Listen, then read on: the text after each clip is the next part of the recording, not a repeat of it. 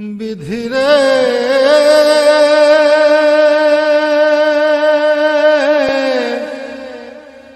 বিধি। বেণী মাধব, বেণী মাধব, তোমার বাড়ি যাব। বেণী মাধব, তুমি কি আর আমার কথা ভাবো? বেণী মাধব মোহনবাসী তমাল তরুমূলে বাজিয়েছিলে আমি তখন মালতী স্কুলে। ডেস্কে বসে অঙ্ক করি, ছোট্ট ক্লাস ঘর, বাইরে দিদিমণির পাশে দিদিমণির বর।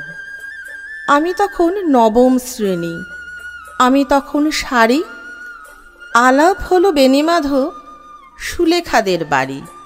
বেণী মাধব, বেণী মাধব, লেখাপড়ায় ভালো। শহর থেকে বেড়াতে এলে আমার রং কালো। তোমায় দেখে এক দৌড়ে পালিয়ে গেছি ঘরে। বেণী মাধব, আমার বাবা দোকানে কাজ করে।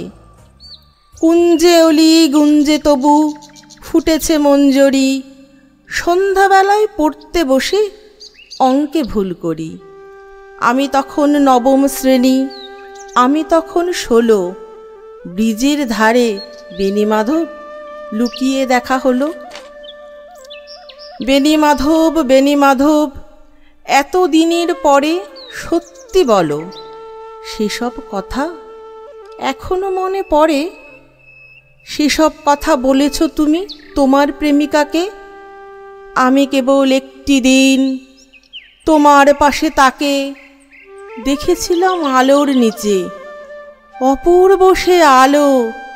স্বীকার করি দুজনকেই মানিয়েছিল ভালো। জুড়িয়ে দিল চোখ আমার, পুড়িয়ে দিল চোখ।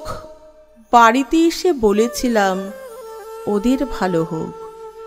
রাতে এখন ঘুমাতে যাই একতলার ঘরে। মেঝের ওপর বিছানা পাতা, জ্যোৎস্না এসে পড়ে। আমার পরে যে বোন ছিল চোরাপথের বাঁকে মিলিয়ে গেছে। জানি না আজ কার সঙ্গে থাকে। আজ জুটেছে, কাল কি হবে? কালের ঘরে শনি, আমি এখন এই পাড়ায় সেলাই দিদিমণি।